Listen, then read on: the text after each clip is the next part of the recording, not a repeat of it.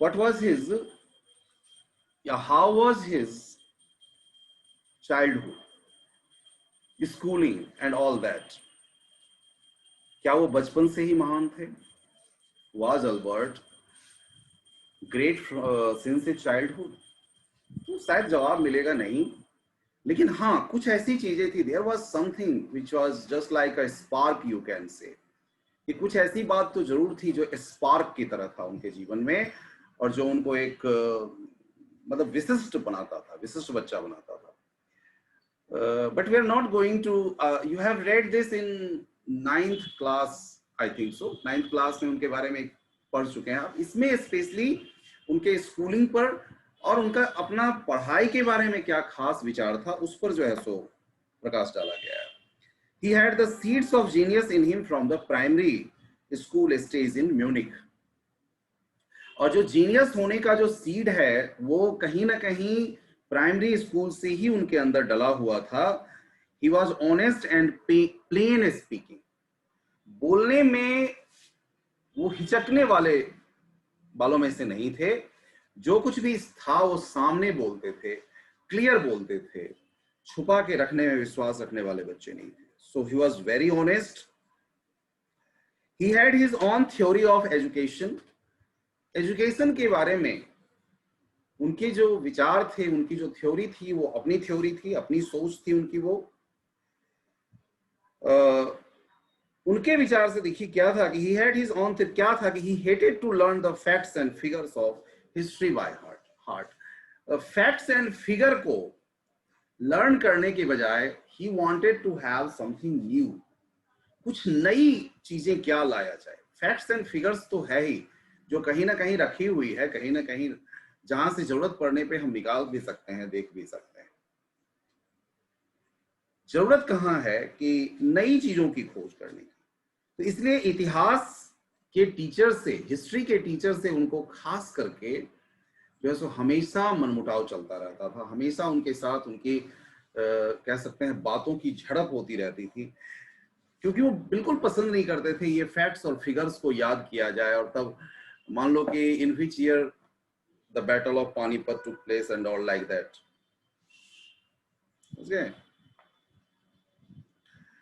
He knew more about maths than his teacher. एक और आप सच्चाई पढ़ेंगे इसमें कि वो मैथ अपने टीचर से कहीं ज्यादा जानते.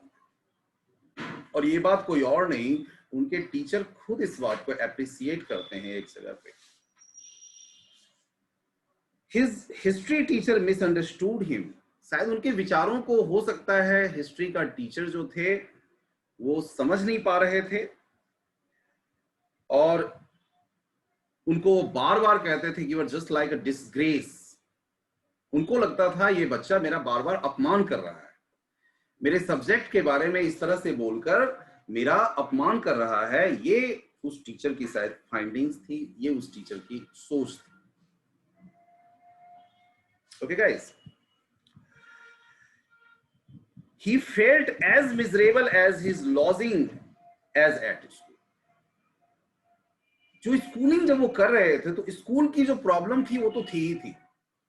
वो स्कूल की प्रॉब्लम तो वो झेल ही रहे थे, वो परेशानी वो झेल ही रहे थे. इसके अलावा भी एक और समस्या थी उनके, जहां पर उनकी लॉजिंग थी, यानी कि जहां वो रह रहे थे जिस जगह पे. He found his land lady. तो जो लैंड लेडी थी उस घर की, क्योंकि वो किराए पे रह रहे थे, that was not his own town, home town नहीं था उनका, वो म्यूनिक होम टाउन नहीं था. तो जहां पर वो थे, उसकी जो लैंड लेडी थी उस घर की, used to beat her children. वो अपने बच्चों को खूब पीटती थी. व्हाइल हर ड्रंकन हस्बैंड, जबकि उसका जो शराब पीने वाला पति था, drunken husband, thrashed her on weekend. वो वीकेंड पे उसको पीटा करता था. मैंने कि कुल मिलाकर घर का माहौल ऐसा रहता था कि Einstein did not like that. So with the help of his friends Yuri, यहां पर उनका एक दोस्त है, यूरी नाम का एक दोस्त है. He helped him a lot. Yuri उनकी खूब मदद करता है.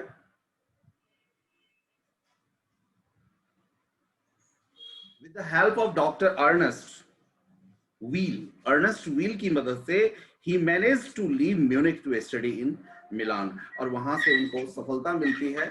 ये डॉक्टर अर्नेस्ट व्हील उनको किस तरह से मदद करते हैं, वो भी यूरी के जानकार थे और यूरी मदद करवाता है और किस तरह से वो वहां से म्यूनिक से मिलान चले जाते हैं, मिलान में स्टडी करने चले जाते हैं.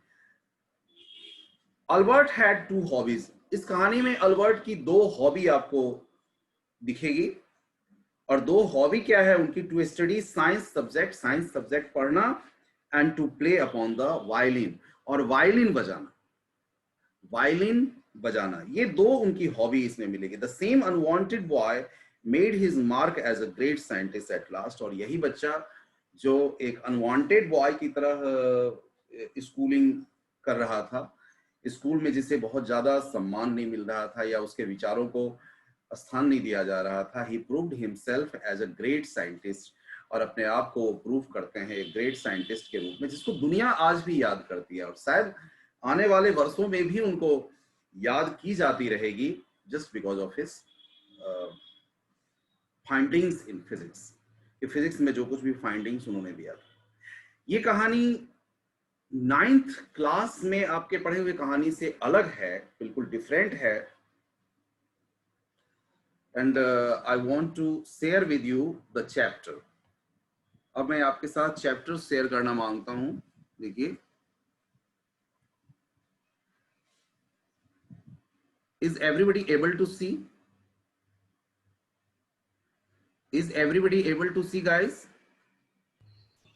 Yes sir. दिख रहा है ना ये चैप्टर? आपके पास बुक है तो भी इट्स ओके, नहीं है तो भी it's okay, you can see it. आप अच्छे से इसको देख सकते हैं.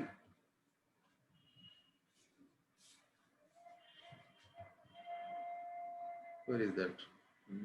To enlarge it.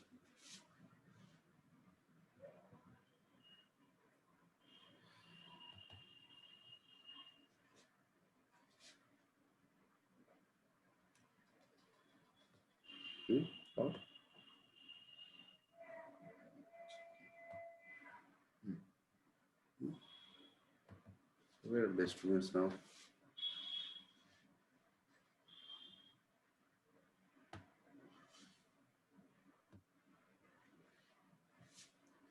So as you see here, Albert Einstein at school. Patrick Pringle की लिखी हुई ये कहानी है. Albert Einstein is regarded as the greatest physicist since Newton. Newton के बाद सबसे महान अगर फिजिसिस्ट किसी को कहा गया है तो वो है Albert Einstein. In the following extract from the young Einstein. ये बुक का नाम है यंग आइंस्टीन, उसमें से ली गई ये एक्सर्प्ट है, एक हिस्सा है उसका, एक एक्सट्रैक्ट है उसका. The well known biographer Patrick Pringle describes the circumstances which led to Albert Einstein's expulsion from a German school. कि एक जर्मन स्कूल से किस तरह से उनको एक्सपेल किया जाता है और वो फिर आगे कहाँ जाते हैं, क्या पढ़ते हैं. देखिए,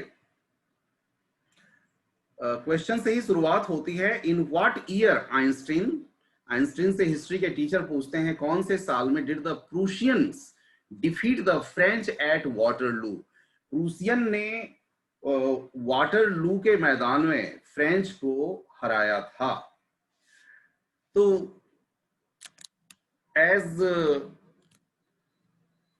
Einstein did not get the answer, he plainly said I don't know sir. मुझे नहीं पता है सर. पूछा why don't you know? You have been told it often enough. कई बार तो बताई गई है ये बात. कहता आई मस्ट हैव फॉरगॉटन. शायद मैं भूल गया, निश्चित रूप से मैं भूल गया होऊंगा. Did you ever try to learn? Asked Mr. Brown.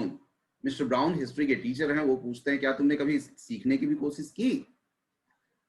No sir.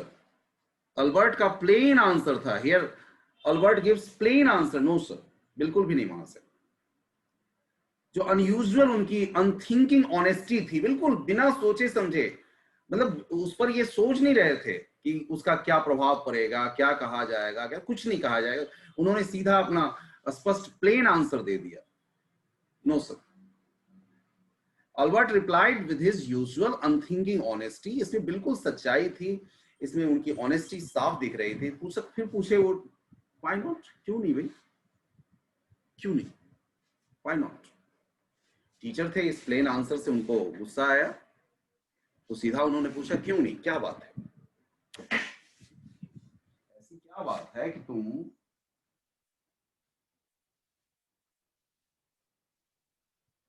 Why not.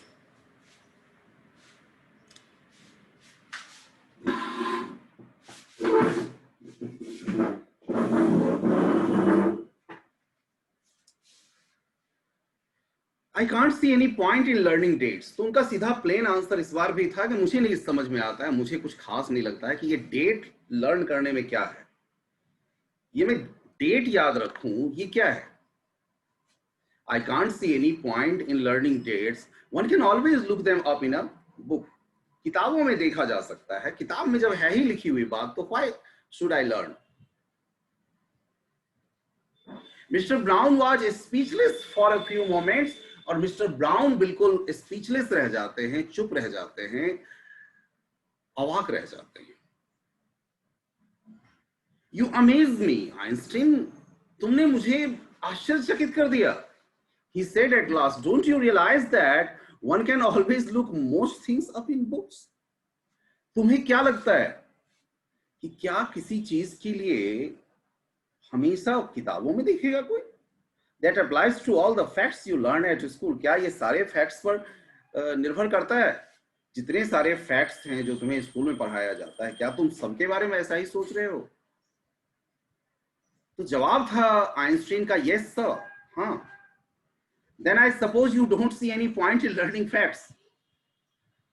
तो टीचर ने पूछा, तो फिर मेरे विचार से मुझे लगता है ऐसा, then I suppose you don't see any point in learning facts. इसका मतलब है कि फैक्ट्स को लर्न करने में तुम्हें कोई दिलचस्पी नहीं है, तुम्हें कोई पॉइंट नहीं दिखता है, तुम्हें कुछ खास नहीं दिखता है। तो कहा फ्रैंकली सर आई डोंट। अगर सच पूछे वहां से तो बिल्कुल भी नहीं, अल्बर्ट का जवाब था। Then you don't believe in education at all. फिर तुम्हें शिक्षा में भी विश्वास नहीं होगा, फिर जो शिक्षा है इसके बारे में विश्वास नहीं होगा तुमको।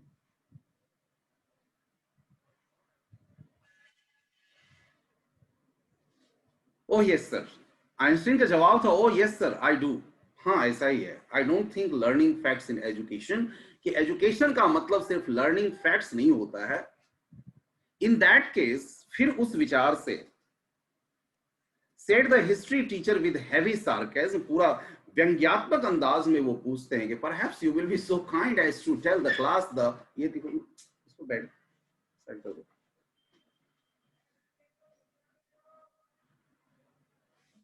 और कीप हियर।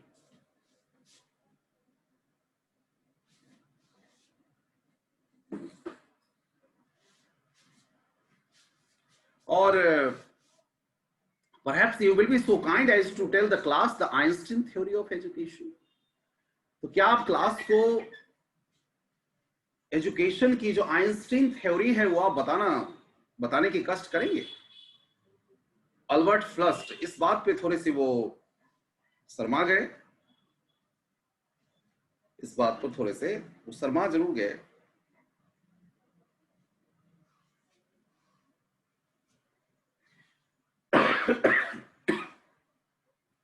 उनको शर्म आ गई थोड़ी सी कि पूरे क्लास में इस तरह से उनको पूछ लिया गया था, तो शर्मा गए वो। I think it's not facts that matter but ideas, he said. तो उन्होंने कहना शुरू किया, देखिए मेरे विचार से फैक्ट्स की बात नहीं है, आइडियाज इंपॉर्टेंट है। I don't see the point in learning the dates of battles.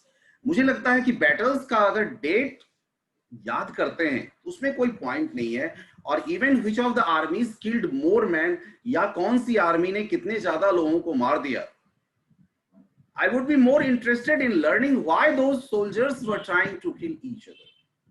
मेरे विचार से इंपॉर्टेंस इस बात की होनी चाहिए कि आखिर क्यों हुई ये लड़ाई, क्यों हुई, क्यों वो सोल्जर्स जो थे उन्होंने कोशिश की एक दूसरे को मारने की। क्या ऐसी बात थी? अब ये गुस्सा दिलाने के लिए काफी था। दैट्स एनफ, कहते that's enough. Mr Brown's eyes were cold and cruel. उनमें थोड़ी सी गुस्सा और क्रूरता साफ दिखने लग गई थी। We don't want a lecture from you Einstein. Einstein, तुम्हारे तरफ से मुझे लेक्चर की जरूरत नहीं है। मुझे तुमसे कोई लेक्चर सुनने की जरूरत नहीं है। You will stay in for an extra period today. आज तुम्हें एक एक्स्ट्रा पीरियड रुकने की,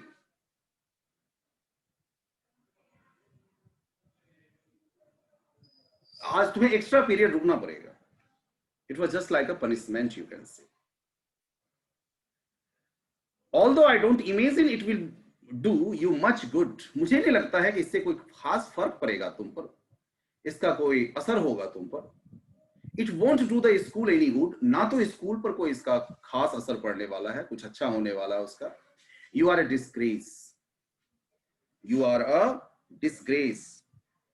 तुम एक यूजलेस पर्सन हो, एक धब्बा हो। तो जिस स्टूडेंट को कभी डिस्ग्रेस कहा गया था, I don't know why you continue to come. वो टीचर कहते हैं मेरी समझ में नहीं आता कि तुम आ क्यों रहे हो। फिर तुम जो ये स्कूल आते हो, क्यों आते हो फिर?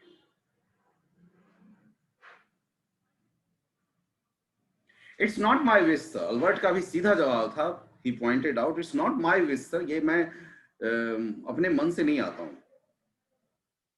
Then you are an ungrateful boy and ought to be ashamed of yourself. तब टीचर का जवाब था, तो फिर तुम एक निश्चित रूप से एक अनग्रेटफुल, यानी जो भी तुम्हारे लिए कुछ कर रहा है तुम उसके लिए क्या हो? एक अनग्रेटफुल यानी थैंकलेस। जो तुम्हारे लिए, जो कोई भी तुमको भेज रहा हो, जो तुम्हारे लिए इतने अरेंजमेंट कर रहा होगा, certainly he was pointing towards his parents. जो पेरेंट्स तुम्हारे लिए ये कर रहे हैं तुम उनके प्रति भी अनग्रेटफुल हो। तुम्हें उनके प्रति भी तुम थैंकफुल नहीं हो, यानी कि थैंकलेस हो। I suggest you ask your father to take you away. मैं तुम्हें सलाह देता हूं कि तुम अपने फादर को, आई सजेस्ट यू,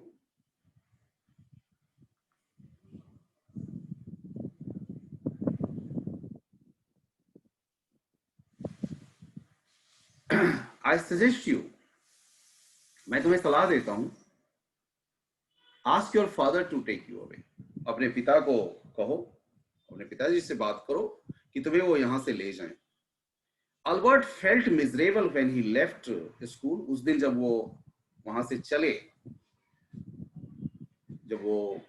तो थोड़ा असहज महसूस कर रहे थे।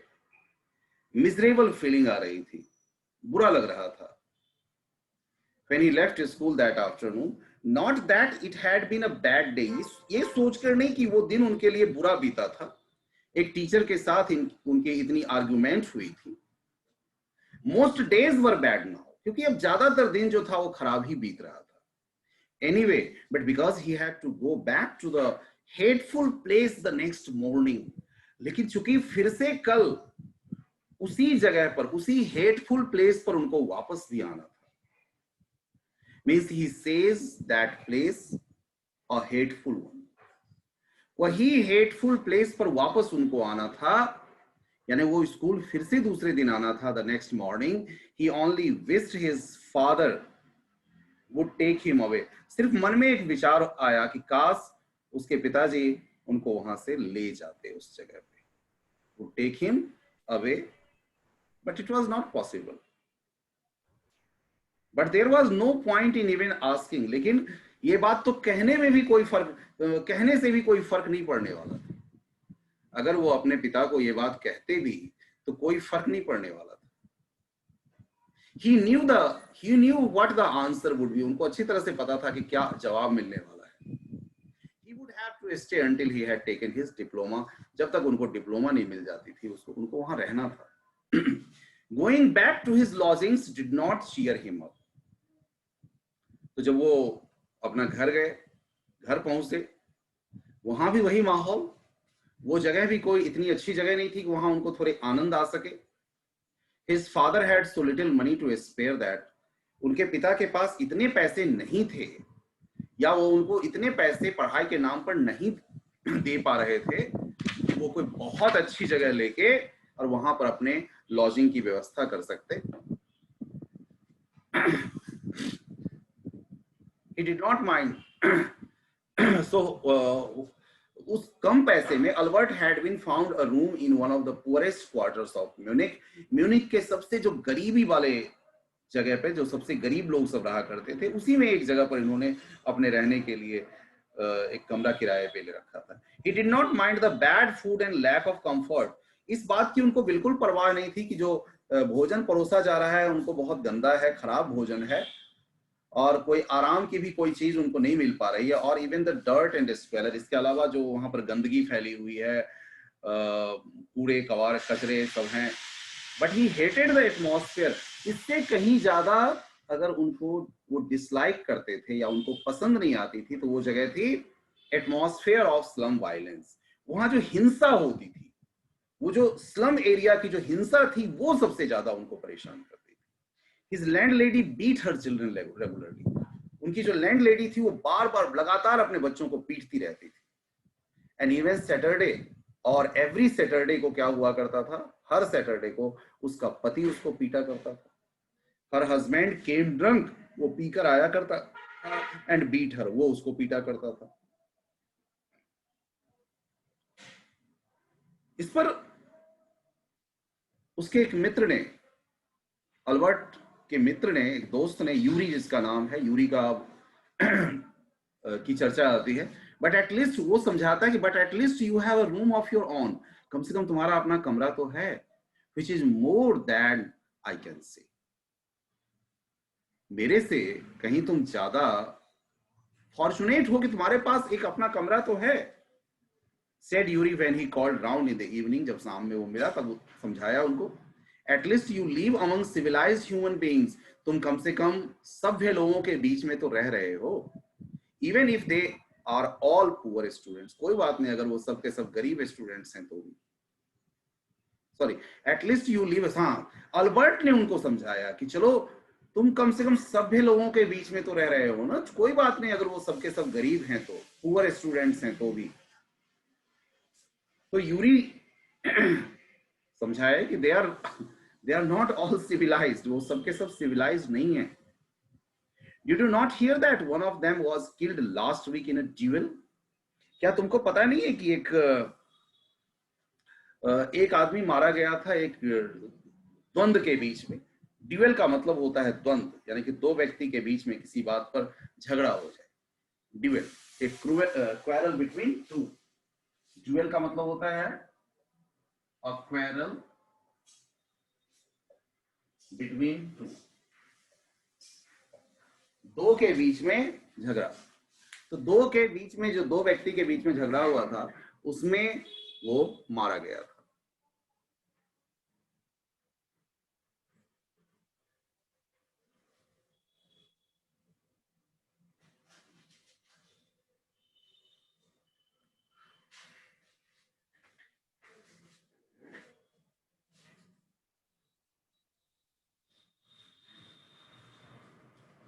And what happens to the one who killed him? क्या हुआ उसका जिसने पहले वाले को मार दिया? नथिंग, ऑफ कोर्स, कुछ भी नहीं हुआ। He is even proud of it, उसे तो आज भी इस बात पर गर्व महसूस होता है, वो प्राउड फील करता है। His only worry is that the authorities have told him not to fight any more duels. उसको सिर्फ इस बात की फिक्र है, इस बात की चिंता है कि अथॉरिटी ने, जो वहां की अथॉरिटी होगी, उसने कहा कि अब आगे उसको कोई भी ड्यूएल नहीं करनी है, यानी कोई भी द्वंद्व युद्ध नहीं करनी है। सिर्फ इतना कह के उसको छोड़ दिया गया था। He is upset about this, और उसके बारे में वो दुखी है, इस बात से दुखी है, because he hasn't a single scar on his face to wear for the rest of his life as a badge of honor. कि उसके चेहरे पर कोई ऐसा निशान नहीं है जो ये साबित कर सके कि उसने कभी ड्यूएल में भाग लिया होगा और उसको प्राउड फील होता है। हाँ देखो, हमने इतना बड़ा ये किया है, ये स्कार हमारा इसी के लिए, ये जो दाग हमारे चेहरे पर है वो इसी लेके है। उसको वो मानता था बैज ऑफ ऑनर, यानी सम्मान की कोई सम्मान सूचक जैसे कोई चिन्ह हो, वो ऐसा मानता था। ओह, अल्बर्ट आश्चर्य से बोले, and these are the students, और ये अपने आप को स्टूडेंट्स कहते हैं। And these are the students, well you will be a student one day, said Yuri ने कहा, फिर कहा कि हाँ तुम भी एक दिन स्टूडेंट बन जाओगे, एक दिन तुम भी स्टूडेंट बन जाओगे। आई डाउट इट, अल्बर्ट ने कहा, थोड़ा दुखी होते हुए कहा, ग्लमली, दुखी होते हुए, सैडली, ग्लमली मतलब सैडली, दुखी होते हुए कहते हैं कि मुझे डाउट है,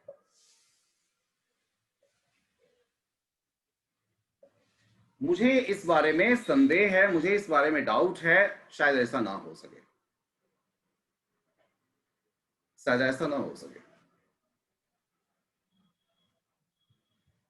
I don't think I will ever pass the exams for the school diploma, मुझे तो लगता है मैं स्कूल डिप्लोमा वाला भी एग्जाम पास नहीं कर पाऊंगा। He told his cousin Elsa the same next time she came to Munich. उसने अपने कजन एल्सा को यह बात बताया, यानी कि अल्बर्ट ने अपनी कजन एल्सा से भी इस बारे में चर्चा किया। The same next time she came to Munich, क्योंकि उसी दिन उसी समय, शायद उसी समय वो म्यूनिक आई थी। नॉर्मली सी लिव्ड इन, चूंकि वो बर्लिन में रहा करती थी ज्यादा समय, where her father had a business, जहां उसके पिताजी का बिजनेस था। तो एल्सा ने समझाया अल्बर्ट को कि I am sure you could learn enough to pass the exam, देखो तुम इतना तो पढ़ ही लोगे कि तुम एग्जाम आसानी से पास कर लोगे अल्बर्ट, इफ यू ट्राइड, अगर तुमने कोशिश करी। I know lots of boys who are much more stupid than you are, मैं बहुत से ऐसे लड़कों को जानता हूं जो तुमसे भी गए गुजरे हैं, तुमसे भी ज्यादा स्टूपिड हैं, तुमसे भी बेकार हैं, हु गेट थ्रू, वो भी पास कर जाते हैं। They say you don't have to know anything, you don't have to understand what you are taught. देखो तुमको ये वो नहीं कह रहे हैं कि तुमको जो चीज समझाया जा रहा है, पढ़ाया जा रहा है, उसे तुमको याद रखनी है हमेशा के लिए। Just be able to repeat it in the exam, बस सिर्फ एग्जाम में उसको रिपीट कर देना है, उसी बात को जो लिखा है। और यही शायद हमारी अभी की पढ़ाई की व्यवस्था भी है। Am I right, students? Am I right, students? Are you getting me? आप सुन रहे हैं मेरी बात को?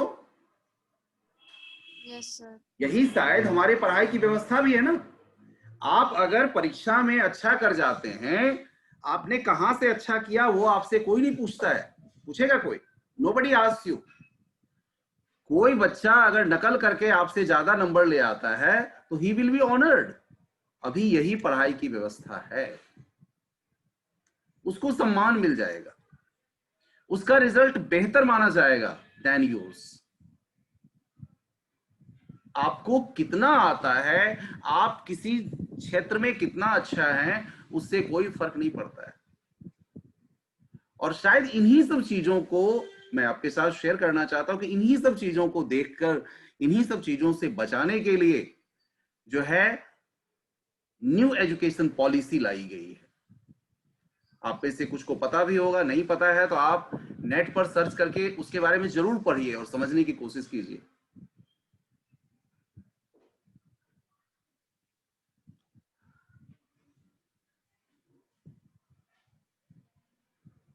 तो आगे यही कहते हैं, they say you don't have to know anything, तुमको जानने की जरूरत नहीं है कुछ भी। You don't have to understand what you are taught, तुमको जो सिखाया गया उसको भी अंडरस्टैंड करके समझ के रखने की जरूरत नहीं है। Just be able to repeat it in the exam, बस इस बात को रिपीट कर दो एग्जाम में जाके। इसी बात को जाके एग्जाम में क्या करना है, तुमने रिपीट कर देना है, और सिंपल लैंग्वेज में कहे तो जाके उसको एग्जाम के पेपर में चेप देना है। तो यही किया जाता है। अल्बर्ट कहते हैं दैट्स द होल ट्रबल, यही तो सारी प्रॉब्लम है, यही तो सारी समस्या है। I am no good at learning things by heart, मुझे चीजें लर्न नहीं होती हैं, मैं कंठस्थ किसी चीजों को याद नहीं कर पाता हूं।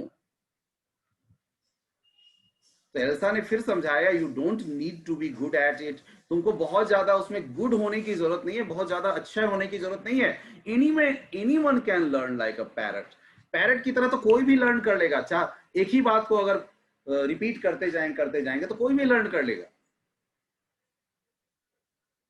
यू जस्ट डोंट ट्राई, तुम कोशिश मत करो ना।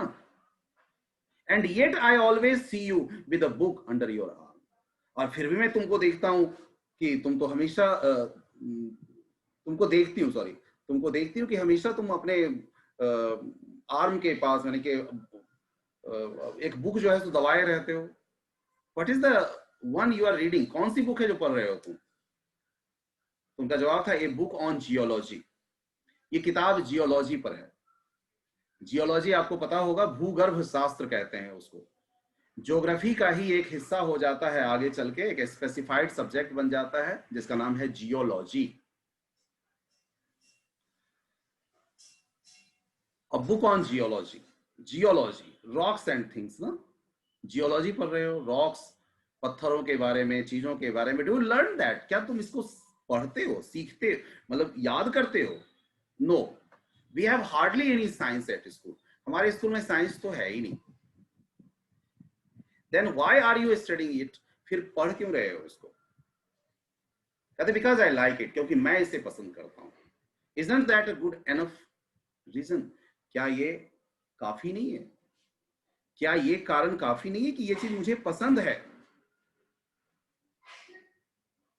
No, we have hardly any, sorry, Elsa sighed, Elsa ने आह भरते हुए कहा, you are right, of course Albert, Albert तुम बिल्कुल सही कह रहे हो, but it won't help you, help with your diploma, लेकिन ये तुम्हारे डिप्लोमा में से तुम्हारी मदद करने वाले नहीं है। Apart from books on science, his only comfort was music, और साइंस के बाद अगर कोई चीज उनको कंफर्ट देती थी तो वो थी music. And he played his violin regularly until his landlord lady asked him to stop. और वो तब तक वायलिन बजाते रहते थे, लगातार बजाते रहते थे कि जब तक उनकी लैंड लेडी उनको आकर रोक नहीं लेती थी, मना नहीं कर देती थी, स्टॉप करने के लिए नहीं कहती थी। That wailing gets on my nerves, she said. वो कहती भी थी, अपने बच्चों के बारे में बताती थी। वेलिंग, वेलिंग यानी कि ये बच्चे जो परेशान करते हैं, ये काफी है मेरे, मतलब मुझे गुस्सा दिलाने के लिए, मुझे परेशान करने के लिए। There's enough noise in this house, काफी सारा शोरगुल पहले से होता है इस घर में। विद ऑल द किड्स हाउलिंग, ये बच्चे जो शोर मचाते रहते हैं। हाउल का मतलब ऐसे होता है जोर जोर से चीखना चिल्लाना, ये बच्चे के चीखने चिल्लाने से शोर होता रहता है। Albert was tempted to point out that most of the time it was she who made them howl. Albert बताना चाहते थे कि अरे गलती तो तुम्हारी ही है, तुम ही हमेशा उन बच्चों को जो है सो चीखने चिल्लाने के लिए मजबूर करती रहती हो। But he decided it was better to say nothing, लेकिन उन्होंने मन में सोच लिया कि अच्छा होगा कुछ ना बोलें ऐसी परिस्थिति में। और perhaps up to this only today dear students, आज